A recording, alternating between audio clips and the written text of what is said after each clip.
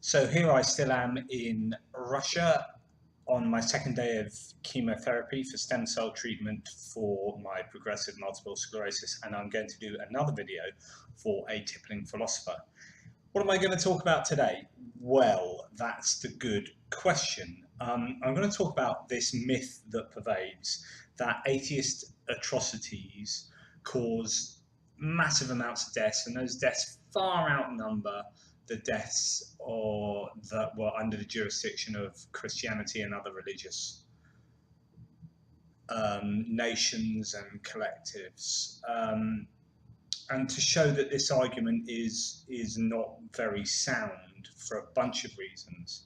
Many years ago, I used to watch a lot of debates on YouTube. I just don't have time to do that these days. And one of the debaters, I mean, he's a convicted criminal now, but Dinesh D'Souza used to trot out this argument, and I'll play it, and hopefully you can hear it, because it's an argument that really, really annoys me.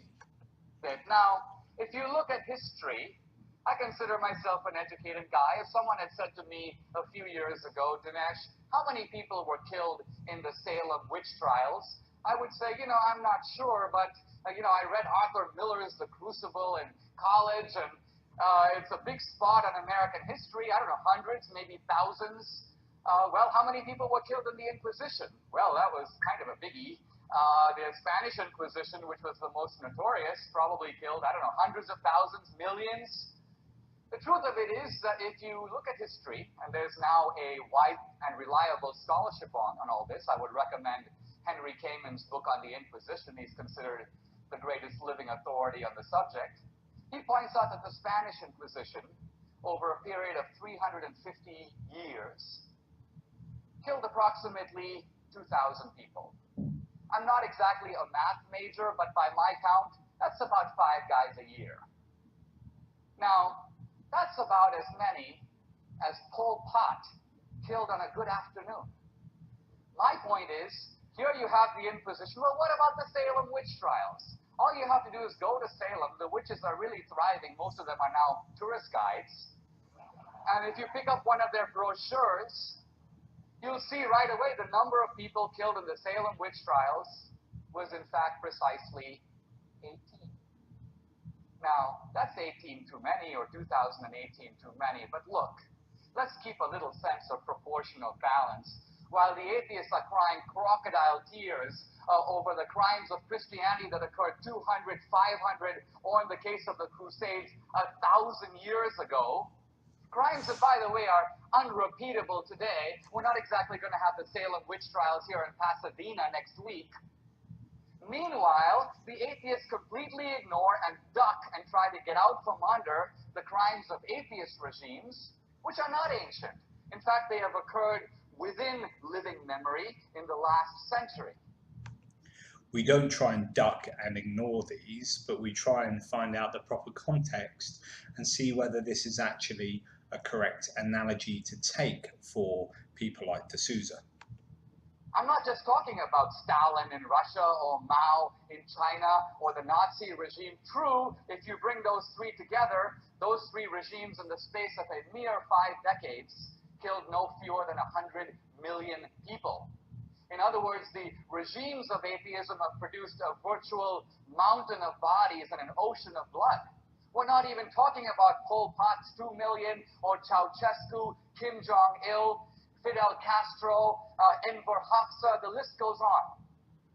Now, Richard Dawkins in The God Delusion makes an extremely important qualification. He says, well, yes, it is true, but you have to notice that the Christians killed in the name of Christianity. You may have had tyrants who were atheists, but they really didn't kill in the name of atheism. Now, Dawkins is actually an accomplished biologist, but I think that there are some dangers to letting a biologist leave the lab. And why? Because here is a guy who's straying out of his field, reveals a complete ignorance of history. All you have to do is read the Communist Manifesto. All you have to know is a little bit about these different regimes to see right away that this wasn't a matter of having a dictator who happened to be atheist. The whole idea in Marx is that religion is the opium of the people. The whole idea is to create a new society, a new man, and a new utopia, liberated from the shackles of traditional religion and traditional morality. Actually, he needs to know a lot more about Soviet Russia and its connection with religion. I think he's doing a great disservice both to Dawkins here, but also to the truth of the matter about what was the motivation for the deaths involved in those regimes, and whether it was as a direct result of a distinct lack of belief in a god. So here's my bottom line, and that is, if you think the Bin Ladens of the world are bad, Bin Laden in his wildest imagination could not even begin to match the crimes of atheism that have occurred within our lifetime. It is atheism, not religion, that is responsible for the mass murders of history. Now, we'll see from Michael Shermer some dodging on this issue, so I just want to preempt this as I conclude by reading you a line from Daniel Dennett in his book, Breaking the Spell.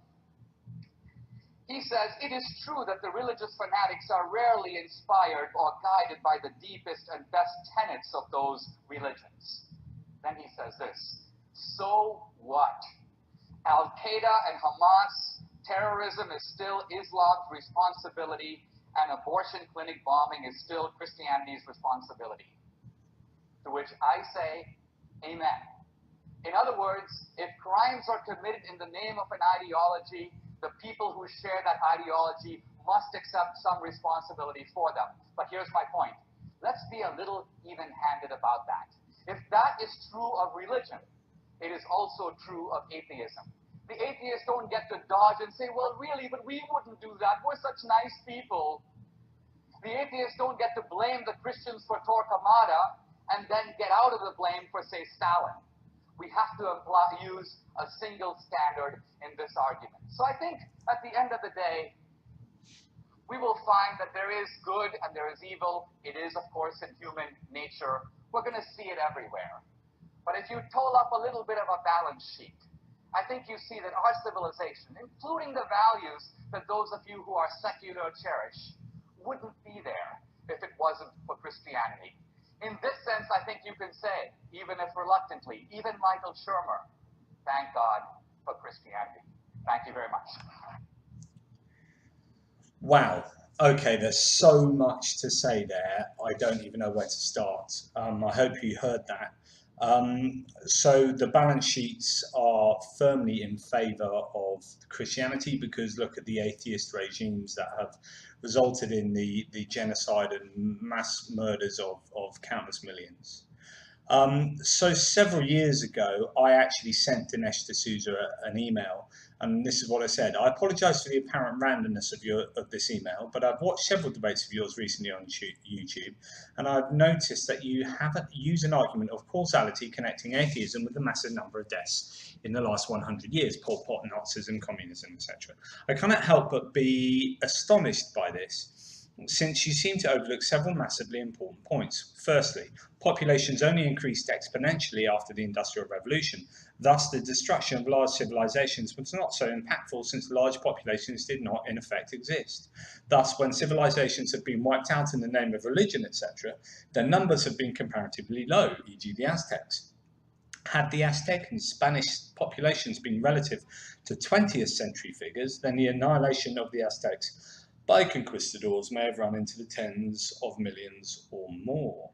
But secondly, even more importantly, you miss the point that large numbers of deaths under secular regimes is a correlation, not a causal point. The vast numbers of deaths are more a result of technology since the Industrial Revolution. Gas chambers, atomic bombs, trains for mass transportation, machine guns, artillery, chemical warfare, trident missiles. These technologies have been available to the Crusaders, to all the religious conquests prior to the Industrial Revolution, then the numbers of deaths related to Christianity and other religions would have been hugely higher. Please take these 2 points into consideration in your future debates, otherwise you misinform your listeners and make them think that secular regimes equal high deaths, religious regimes equal low deaths. This is out of context and incorrect, a correlation only. Thanks for your time. He actually replied and said, I discuss these points in my book, What's So Great About Christianity.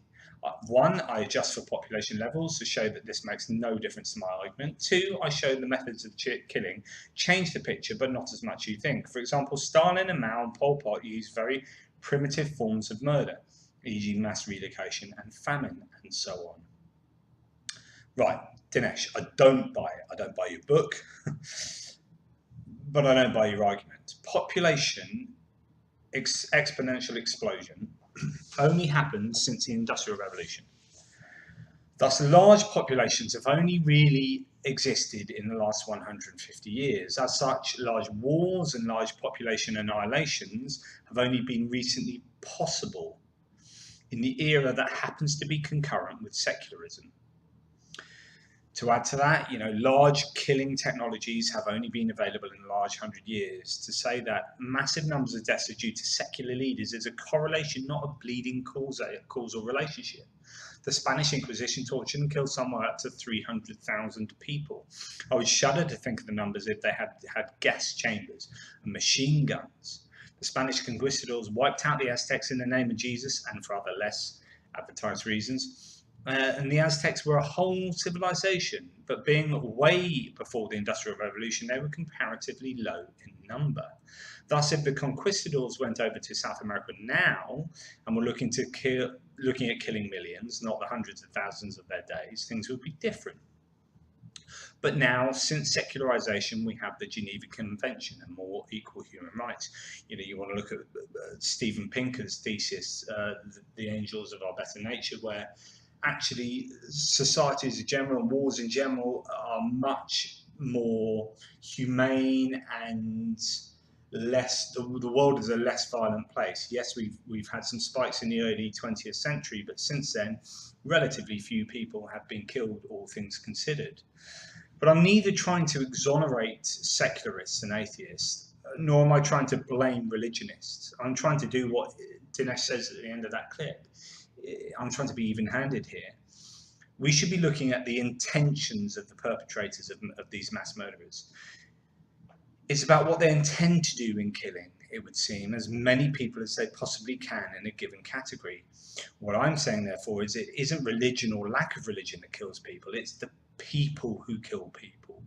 People are tribalistic and can be pretty terrible, and people will use whatever mechanism, whatever technique, tactic, tool at their disposal to enact their wishes.